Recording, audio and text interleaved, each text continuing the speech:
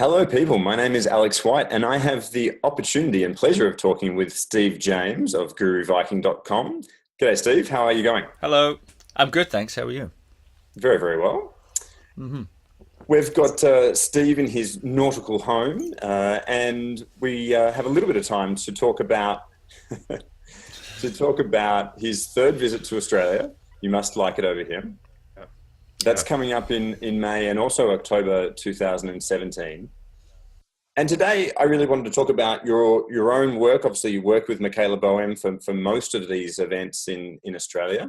although there's a particular 5-day event that we will talk about just for men. Mhm. And within that, look, some of us have been enjoying, since we don't have you around the whole time of the year, we do get to enjoy you on the screen with your Movement Koan Method DVD that's just come out. Yeah. And I wondered if we could start there, if we could actually talk about Movement Koan Method and even touch on perhaps what is a koan and why is it a potent way to move. Yeah. Yeah. Great. Well, yeah, that's right. We just released this DVD for download and DVD of Movement Koan Method, and it's basically developed out of the movement practices that I lead at our workshops, mostly as you mentioned there with Michaela Boehm. You know, um, and those practices themselves sort of come out of my long history and movement things. From the age of 5, doing martial arts. I was on the national fencing team in my teens and so on, and then lots and lots of things like yoga and qigong and all kind of physical training, joint rehab, stuff like that, trauma release in the body, all that kind of stuff. So it kind of all comes together in this movement method, which is a joint nourishing movement, a blend of joint nourishing movement and body-based mindfulness. So we say on the back of the DVD. And it's cool. It's basically a few movement sequences really that primarily designed to nourish the body, to get the fluids flowing in the joints, to limber up, that kind of thing. And then in there, that's the movement part, a kind of giving to the body in a certain sense, rather than sort of strip mining the body in order to get something out of it. Actually giving to the body, kind of nourishing or working in to the body rather than working out. Sort of, that's a good part of a routine, or part of a healthy movement practice, I would say. So that's what this really focuses on, and it's and as such, it's good for all fitness levels. And I've taught this at long silent retreats, silent meditation retreats. For my meditation teacher, and I've taught it all over our workshops, all over the world, really, to very fit people and dumpy meditators and so on as well. So it sort of spans the thing, and really woven in there are these koans. And a koan it comes from the Zen tradition, means a kind of riddle really that provokes a state of inquiry. The trick in the koans, or koan I should really say, is not necessarily the answer. It's not necessarily to answer the riddle. It's to recognize the openness of the state of the confusion before you do. Sort of. I mean, that's not 100% true, but there's something there about that. And so similarly, in this, we have woven in various different lenses. So you'll be moving your body, and at the same time, there'll be some sort of a mindfulness or some sort of a riddle of some kind of a way of examining the body that can transfer off of the mat, so to speak, into life. For instance, one of the ones we do is minimum necessary muscular activation. Minimum necessary muscular activation, and we explore how much you're doing a movement, how much can you relax. Say you're balancing on one leg, which is something we do for a little bit. How much can you relax that leg that's holding you up while still be balancing? If you completely relax, you'll just fall down, obviously. But what we find when we start to question the layers of activation in the muscle, activation in the leg, in the nervous system, is that you can actually, I can relax a little bit here.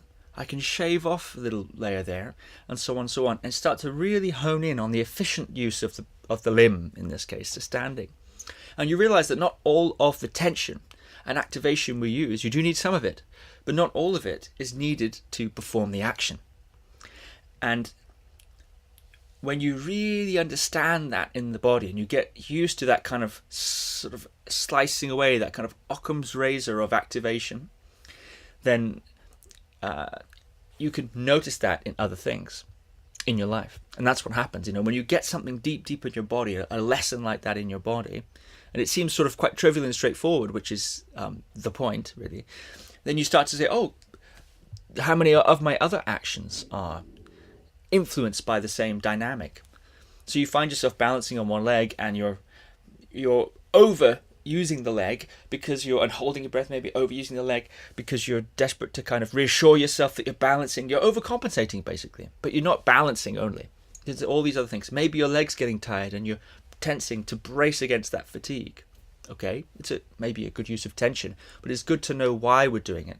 So some tension is for this, some tension for that. So then when you're in communication with somebody, for instance, or you're trying to perform the action of communicating with somebody, then you realize, wow, a lot of the activation, the muscular activation, so to speak, of communication, a lot of the effort I'm putting into this communication, maybe even the words I'm using or whatever, it's not so much to do with communication. Actually, some of that stuff there, some of that activation is sort of a reassurance of myself that I'm doing the right thing. Or some of that over communication is to do with bracing against fear of consequence or fear of intimacy, or who knows? Who knows? You'd have to find that out. So it's possible to begin to play with that idea of relaxing and finding that efficiency there. Creates a lot of space, actually, a lot of freedom. Because there's, those old guys who can hold those, standing qigong postures for a long, long time. And it's not really because they're strong, although there's a strength there, of course. A lot of it's because they're soft, actually. They're very, very muscularly efficient. They're just so relaxed so that they can, go for a long time. So, and that's a big part of it. Power. A lot of power comes from not interrupting your movement. Trying to punch someone with excess tension in martial arts, say. You're basically trying to drive with a handbrake on.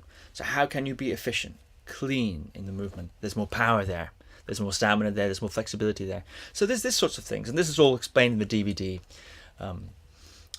in really fun, interesting ways that are based in the body. So it's not very conceptual. It's body based. And there's some meditation in there as well. And there's a little talk in there and stuff like that. There's a whole segment on limbering up the hips so you can sit on the ground more easily and stuff like that. So it's pretty cool. It's a long DVD and available at all good DVD stores now. That's not technically true. It's only on my website. But for now, it's going into some other outlets soon, like some other. But right now, it just got released. So guruviking.com. It's on Michaela's site as well, michaelabohm.com. And although you say it's long, and it is, there is the fast floss chapter where you can, in 10 to 15 minutes, come out of that feeling pretty balanced, actually, both physically and mentally. It's quite refreshing. Yeah, that's right. There's a long segment, a long sequence where you go quite at depth through everything. And there's a fast floss sequence, 10, 15 minutes, And there's different chapters in the DVD, of course, with different sequences of various lengths, and the fast floss is really, I do it when I get up in the morning, for instance, that sort of a thing. And the quick fast floss kind of thing, you can kind of do it mostly when you're making your coffee and, whatever it is, heating your croissants or whatever you're doing for your breakfast, peeling your cashew nuts or something, you can do a bit of that. And it's really, really great. And it's also really nice before you say sit for meditation, or really nice before or after a long drive, or during your work day at the office, when things get frozen like that because you're, on the computer and you get that kind of pain in the back and the shoulders and neck and so on. You can just start doing some of those movements. You can lift them out of the sequence quite easily and use them remedially as you're going through your day, which I do a lot. A lot of people who who know this method have been doing that sort of thing a lot, very usefully. Mm. You know, Or maybe even before date night. You never know. before date night. Yeah, I guess you could fast floss before your hot date. Why not? Whatever works. You did mention, But not during, though. Not during. no, this kind of looks a little bit funny. No, I would save it for before. Maybe afterwards. You could do a victory floss. You did mention freedom in there briefly, and there is certainly a sense of joint freedom and some mental freedom that comes from the Movement Koan sequence on the DVD. Mm. More broadly, and stepping out for people who may be spending more time with you, there's this 5-day intensive coming up, and a lot of men are exploring having more space in their life, more freedom. They may feel quite restrained and somewhat confined in their life. For those who haven't investigated movement that much, and perhaps even not meditation that much, how are those two combined to get a sense of freedom in your life and a greater awareness, perhaps? Yeah, and there are lots of different ways people go at that, and lots of different, you could say, philosophical underpinnings people have towards these sorts of big questions, freedom and meditation and things like that. Context of the DVD, I would say there's a general idea of paying attention that leads to a sort of noticing of things. For instance, paying attention in the sense of being a curious investigation into minimum necessary muscular activation we just read. You begin to notice things, you begin to have insights. Okay, I can relax this layer of tension and still be balanced. Interesting. Now I have some more flexibility in space. Now I have some more potential options available to me. It's not all or nothing. There's grades of subtlety here that we can begin to become familiar with in the body. And the initial insights are fairly functional, superficial on a certain level. Things like, gosh, I can balance more easily or for longer. Okay, that's good. But then further down, there are deeper insights that may come. And I mentioned, okay, here's the insight of, the dynamic of minimum necessary muscular activation as just simply one example. And there are several, koans and lenses in this in the DVD. Then you start to say, oh, okay, my interactions in some ways are a bit like action. They're kind of equivalent in a way to an action because I'm active in it. The same dynamic applies. I can begin to sort of investigate, dropping down some questioning, really, just questioning that some of the outer layers of the tension and finding I can relax those and my communication is not impeded. Maybe even it's better, and so on, so forth. So that's a slightly deeper level, and then there are deeper levels still, which as you get deeper and deeper, it doesn't make sense by itself, which is why I like to start in the body. I like to start at the gross, because if you get it there in a very easy, provable, testable sort of a way, then the deeper realizations tend to sort of unfold naturally. And all the way perhaps to the deepest levels that people talk about in terms of spiritual freedom. So you're having sort of physical freedom, there's more than behavioral freedom in a certain sense, or sort of emotional, psychological freedom maybe is coming through this sort of a means. And then some, down to the spiritual freedoms people talk about. The idea of, okay, what if my personality itself, we don't go into this at great length here, but what if the personality itself was a sort of a constellation of patterns and actions? Interesting. How much of my personality is activation of my personality, of myself, you could say, as they say in the spiritual stuff, myself is actually an expression of it, and how much of it is a sort of a reassurance mechanism? Excessive use, excessive tension. And what you find when you start to question or relax sometimes the outer layers of the activation of the self, sometimes you're able to be yourself better, actually. You find that the self doesn't require to ping all the time. It can actually simply just sort of come and go. If it's not fighting for its survival, the ego, fighting for its survival all the time, if that can be somewhat softened, somewhat relaxed, then actually the ego doesn't die or anything like that. It just becomes, like I said before, more fluid, more dynamic, perhaps. Who knows? So this is insight into things like the no self and things like that, the intrinsic emptiness of the self and so on. But this is sort of spiritual stuff, right? But it's just the same as the body. It's just the same as everything else. It's just the layers, if you want, the depth of it. And my meditation teacher, Shinzen Young, that's how he talks about some of these things. Not quite like I've did it there. He's got a very comprehensive way of explaining the benefits of meditation and so on. And it does start at the most simple, superficial level of happiness, basically, and going down to deeper levels of happiness, deeper levels of realization or understanding and so on, till the sort of the bottom level is the sort of realizations about reality, kind of spiritual stuff. Okay, you don't ever need to get there, but if you're interested in that sort of level of freedom, it can be accessed that way. So I like this sort of idea of paying attention, intimacy with sensation, as opposed to a kind of transcending our broken, twisted, fallen selves, or purifying through, this or that, different exercises and so on. In some ways, I prefer the sensitizing, intimate approach. What's actually in my experience, rather than rejecting my experience to attempt to climb to some higher level of spiritual freedom and so on, rather than embracing it, saying, okay, where am I right now? So that's, people have spontaneous moments of these deep insights, actually, all the time. People have these experiences all the time. People look at a beautiful landscape or hear an incredible music performance or something like that, and you're just lost in it. You expand to fill the entire auditorium, and it's almost as if you are the music, or the music is in your body and so on. We have these sorts of experiences all the time. They're native to us. They don't require, in my opinion, great efforts to leave where we are and get to somewhere more spiritual. So it's very often a case of pointing that out to people, and there are more or less skillful ways of doing that. And certainly that is one of those things, a breadcrumb of that idea is in almost all of the work that I'm doing. Just opening windows and saying, I'm just pointing it out to people in that way. And so to move on to opening windows for a whole 5-day intensive Man Unbound in May,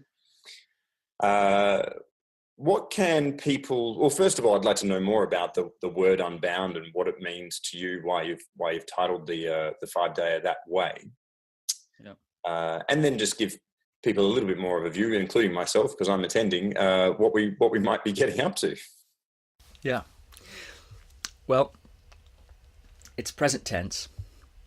First of all, Man Unbound. It's present tense, and that has some significance, which perhaps we'll explore later. But practically speaking, we're going to cover a whole bunch of things. We're going to cover movement practices, unique access to meditation that people really take to generally. We're going to work a lot of work around the body, around energy systems and so on. But the whole thing will be an intense downloading of real skills, real equipping. In a way that the guys are autonomous with what they learn. I want to give them, I call them somatic reference points. What I mean by that is a sense of a beachhead on the skill, a sense of having the skill to an extent, where from that initial having of it, you can explore it on your own, or with other teachers, or you can go to all sorts of other workshops. But you have essentially your own feet in the thing. And that's what we'll be doing, And just like I explained with the Movement Koan DVD, of course, there will be lots and lots of real skills. Those real skills will have implications at various levels, depending on your interest.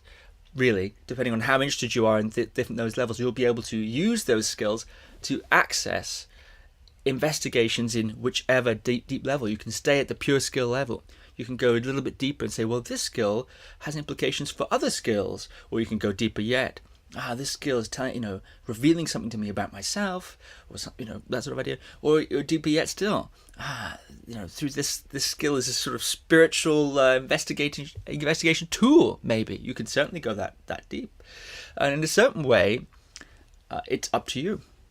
It's up to you, and it's very tailored. The guys will have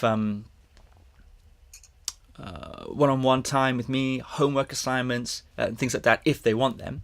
And there'll be opportunity to sort of work through the week on a certain theme. So some guys will come in and really want to work on some body-based idea. Somebody may have an opening in meditation or some sort of thing happening in meditation, and they want to explore that during the week and pursue that, and there will be the scope to do that. Some guys looking into the more kind of tantric or sexual yoga aspects of that. They may have a project there, something that they're working on in their life or practice, if that's their thing, which not everyone who comes will even really have heard of that stuff, but some people will have, and then there'll be the possibility of working with that through the week in a sort of individual basis. So that's quite fun.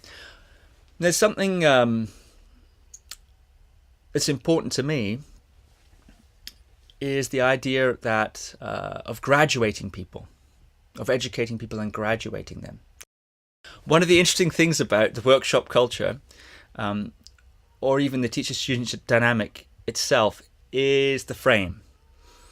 And when you come to a workshop, structurally speaking, you have someone at the front, of course, who's leading the thing, and then you've got the people in the audience or the participants or whatever you want to say.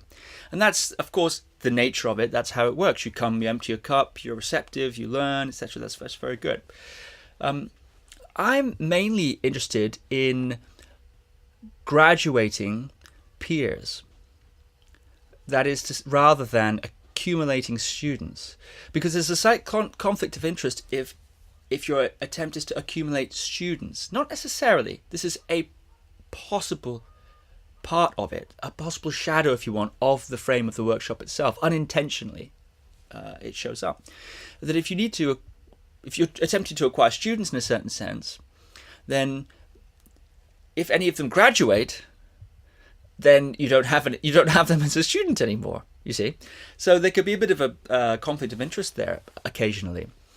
So anyway, I'm interested in graduating peers, which means to give people autonomy, not only the skill, but learning, okay, how are we acquiring the skill, whatever it may be? How do we think about the skill? How do we question what we've got? How do we use critical thinking skills, and so on, to actually begin to establish your own ground, your own expertise, your own ability to navigate and guide yourself? So there's a bridge between learning, student sort of position, and then the sort of higher level education where you're doing some of your own research, etc. And there's still, of course, mentoring there going on, all the way up to sort of professorship, or being a kind of a peer in a certain sense. And those bridges are a big important part of what I do. And it comes initially from a great respect for the students, is the frame it comes from. But there's also ways of doing it. There are ways to graduate people through those stages. And I think it's often missed at workshops because people are very, very intent on transferring skill or leading exploration, quite right. But there's a self-concept shift that needs to happen when you start to move from student to sort of journeyman, and from there onwards and so on. So I'm interested in peers, really, producing peers. And that feels super exciting to actually leave the week knowing that you are coming back to your life, your real life, having not only learnt something for perhaps the first couple of thirds of the 5-day, but then ensuring that they're installed, that you've got the conditioning that you can actually put into your life. And as you say, the ability to critically think and ask questions about what's going on. And guide yourself, and guide your exploration, guide your learning, which includes, of course, studying with people who know more about it than you, selecting teachers and so on. It's important, I'm known a lot, mainly in the men's sphere, for my mentoring, one-on-one mentoring. And for many, many years, I've had mentees, if you want, all over the world, actually. Very, very, very successful people, gone on to very big successes and so on. And a lot of that is experience there of the mentee kind of relationship is involved here. There's a lot of that individual attention, specific, allowing the person themselves to somewhat shape the journey. Even if they don't know what they want to do, that's okay. You don't have to know anything. Your just natural interests will be fostered and encouraged. So anyway, it's going to be a men's workshop with a difference, I say. It sure is. And you've mentioned, you mentioned sexual yoga there briefly, and that's a huge conversation to go into perhaps at another point. Using the segue to make sure this is a very personalized week, one of my main interests is around the topic of death and how it's used as a practice in different traditions and in my own life. I wonder, there is a dot point in the 5-day description there around preparing for death and perhaps how that might help us live better lives. Can you talk to that a little bit and give us a little bit more understanding of the topic of death? So investigations into death or contemplating death and so on is quite common in a lot of religious traditions, spiritual traditions, and in self-help as well, actually. And so a lot of, one of the interesting ways that it's used is the idea is that by reflecting on the idea of death or the possibility of your own death, your own mortality, you get some kind of insight into life. And that it's one of the levels of investigating death. So, for instance, I only have a day to live. What would I do? People will say, or they'll ask the question to you: if you only had a week to live, what would you do? So on. And so, what you gain there is a sense of, gosh, suddenly my priorities become clear. Suddenly I need to go and do this thing that I've been putting off, or suddenly, or more commonly, it's usually I need to reconnect with this person that I've been estranged from, or I need to just, take a walk in the park every now and then, get out of the house, get out of the office, because suddenly you realize, you're working so hard on your mission that you're, in a certain way, forgetting to live on a certain level. So there's all sorts of things. It's not always about suddenly realizing you have to do this great, mission in your life. So quite often it can be much more mundane than that, or going to the park, connecting with loved one, that sort of thing. So anyway, there's that kind of an aspect of it. There's a sort of idea of living each day like it's your last sort of idea, which has in it some very wonderful ideas. This idea of sort of actually waking up and realizing you are alive today. This is the sort of idea of the proximity of death tends to, like two magnets coming together, tends to energize life, or the awareness of the fact you're alive. So that's fair enough. Of course, there are limitations to it as well. If you live every day like it's your last, there's no forward planning. So you sort of have to live every day assuming you're not going to die, but aware that you might on a certain sort of level. This is a sort of idea of impermanence in a way. Of things are changing. Things are always changing. The things that are apparently fixed, continuous, and so on, going on aren't actually like that. At any moment now, things at the drop of a hat, you can get a phone call that changes your life for the worse or for the better. So you're living with this sort of paradoxical understanding of being alive and dead at the same time. In a sense, alive by the grace of God, is the way that the Christians might talk about it. Christian mystics, the idea of you're sort of alive in a certain sense just because you're alive, and there's no real expectation of anything else. It's like, well, when the grace runs out, you're dead. So, there's that kind of an idea as well. It tends to create this tremendous appreciation. And I think that comes from that waking up a bit to the fact that you're alive. When you think about that, you just appreciate, wow, this coffee tastes nice, or that grass is beautiful, or wow, my wife is, smells fantastic this morning, whatever it is, the sort of thing.